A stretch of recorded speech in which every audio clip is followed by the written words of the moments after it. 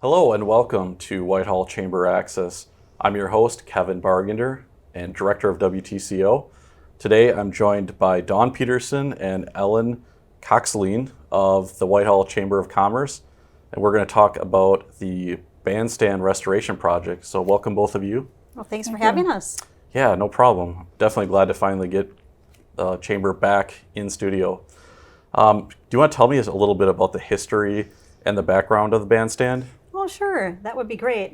This is cut from, what was it, the Whitehall Times, Ellen? Yes. So I will just read it because I won't be able to remember all the details. But back in Whitehall's early years, the late 1800s and early 1900s, bands were a big thing.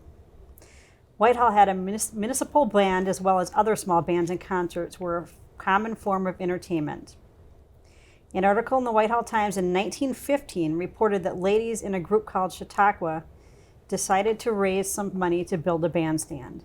Mr. F.B. Seymour, superintendent of the Green Bay and Western Railroad at the time, donated the land between the village hall and the railroad tracks, and A.E. Wood was contracted to build it.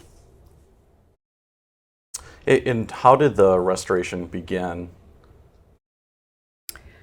Well, there was a 100-year celebration back in 2015. The bandstand was built in 1915, and we had a little celebration over to the bandstand, and the community was there. The chamber sponsored some lunch, and we had a program, and a band, the Whitehall High School band, performed. And at that point, there was some discussion about trying to preserve the bandstand for the future.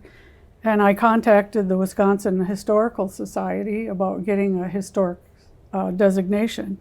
However, we learned then that you could not get a designation because that structure had been modified too much. The original roof was not retained.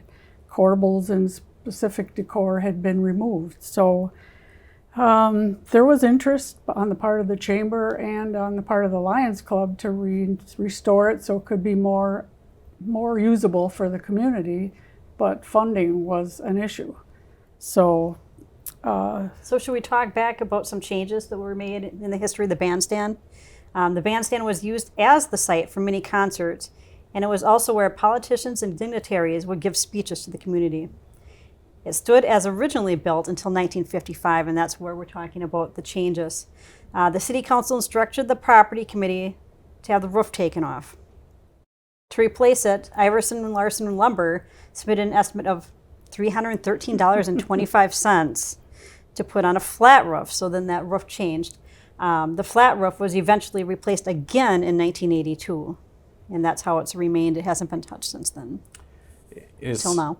Kind of the goal once it finally finishes, is that to kind of get bands back there possibly in the future or not? That would be great, where it's set up and it's near the railroad there. We would have to get a decorative fence to separate that space, and of course that takes funds as well. Yeah, speaking of funds, how is the bandstand being paid for? I'll let Ellen answer that. Well, I've been in contact with a former resident of the city of Whitehall for some time, and we talked about possibly restoring it, and he was very interested in that. But it wasn't until December, I think, of last year, right, 21, he decided that he'd like to make this a project that would go through, and offered a very substantial donation if the chamber would undertake the project. So that kind of kicked it off. And since then, several individuals and business people have made nice contributions to add to the original major donation, and we're still taking donations. And how is the construction going, and when do you think it will be completed? It started. The roof is off. There's still some decisions to be made as far as lighting and materials. We're trying to keep it as original as it can be. But with that said, we don't have a timeline exactly as to what that will be. But you do anticipate it probably being finished, I'm assuming, by the end of the year? That would be amazing, yes. Okay, awesome. I think the construction part of it will definitely be completed this year, depending, of course, on the weather. If we get heavy snow, that changes everything. But they're ready to shingle the roof now and then start the work underneath and the ceiling. But painting probably won't be done until spring because of the temperatures. And a huge thank you to Jaworski Construction that's worked with us on all the details with this and getting it moving. So without them, we wouldn't be able to do this. So yeah, it's something we've been monitoring. We work right across from the bandstand, so we see it a lot. And it seemed like it just happened so fast with all of the the shrubs and bushes being taken out, and then all of a sudden the roof's off and everything, and there's a new roof on it now. So it's been just really fast progress, I feel, and I'm excited to see when it's going to be done. We are too. And we kind of touched on this a little bit earlier, but what are some of the new and exciting parts of the bandstand that you're looking forward to? Well, we want to make it a usable space, maybe where people can hang out or take a look at the history. In the future, we want benches, pavers, landscaping, all of that. One step at a time. But this major donation is something we couldn't say no to. The whole cost of the project is $61,000, and the donation was a good one, and we have raised all of those funds. But we're looking for more for the other details of the project. What is something that kind of stands out to you, or I guess both of you, about this bandstand in Whitehall?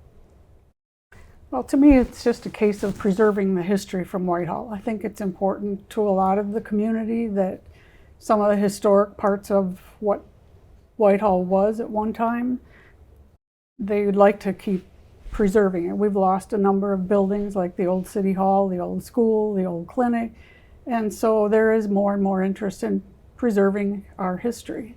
And it would be very nice, since it's right in the center of the community, to have an attractive spot. There could be band concerts. A lot of the communities are having music in the park type things, and when we had the 2015 celebration of 100 years, there was interest at that time in maybe having the high school band come. Awesome. Is there anything else that you would like to share before we wrap things up here? Well, the one thing I'd like to say, I guess, is to specifically acknowledge David and Ruth Wood. They made the major donation that kicked this project off. And Jaworski Construction, like Dawn said, has been instrumental in seeing this happen. And there are other donors in the community that we'd like to thank. If it hadn't been for them, we wouldn't be here talking about this project. Right. And people that come through town, they notice things like this. They notice when it doesn't look good, and they notice when things are spruced up. So all of that, along with the planters and the street lights and everything, people notice. So can't wait to see this done. And do you anticipate at the end kind of having a big ribbon cutting ceremony as well? Oh, you bet. Yeah. And then maybe having the band and everything like that? Oh, that sounds great. Yes. Definitely would like to do that. Awesome. Well, I'd like to thank Dawn and Ellen from the Chamber for coming in here today, and thank our viewers for watching today, and we will have more coverage of the Whitehall Chamber of Commerce. Thank you.